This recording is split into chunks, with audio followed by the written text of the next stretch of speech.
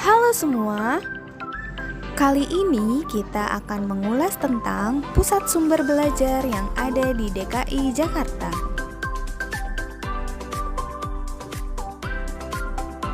Yang pertama, Pusat Peraga Iptek, Museum Sains dan Teknologi Luas yang interaktif dengan auditorium berkapasitas 130 orang yang berlokasi di Jalan Raya Taman Mini Indonesia Indah, Kecamatan Cipayung, Kota Jakarta Timur.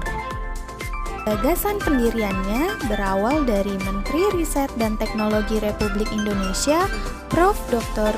B.J. Habibie yang berkeinginan untuk mencerdaskan masyarakat Indonesia melalui ilmu pengetahuan dan teknologi. Maka dibangunlah PP Iptek dan diresmikan oleh Presiden Soeharto pada tanggal 20 April tahun 1991. Kegiatan yang ditawarkan kepada pengunjung beragam dan disesuaikan dengan sasaran. Ada yang untuk tingkat taman kanak-kanak, SD, SMP, SMA, serta keluarga. Waktu operasionalnya dimulai dari pukul 8 pagi hingga 3 sore dengan tiket masuk sebesar Rp27.500. Nah, menarik bukan? Sekarang kita lanjut ke Museum Transportasi. Museum Transportasi adalah museum milik Kementerian Perhubungan yang bertujuan untuk mengumpulkan, memelihara, meneliti, memamerkan bukti sejarah dan perkembangan transportasi, serta perannya dalam pembangunan nasional. Museum ini berdiri di atas lahan seluas 6,25 hektar di wilayah Taman Mini Indonesia Indah, Jakarta Timur. Pembangunannya dimulai pada tahun 1985 dan diresmikan oleh Presiden Soeharto pada tanggal 20 April tahun 1991.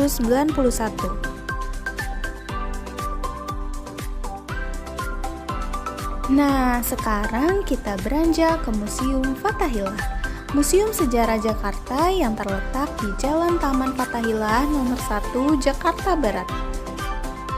Bangunan ini dahulunya merupakan Balai Kota Batavia yang dibangun pada tahun 1707 sampai 1710 atas perintah Gubernur Jenderal John Van Horn.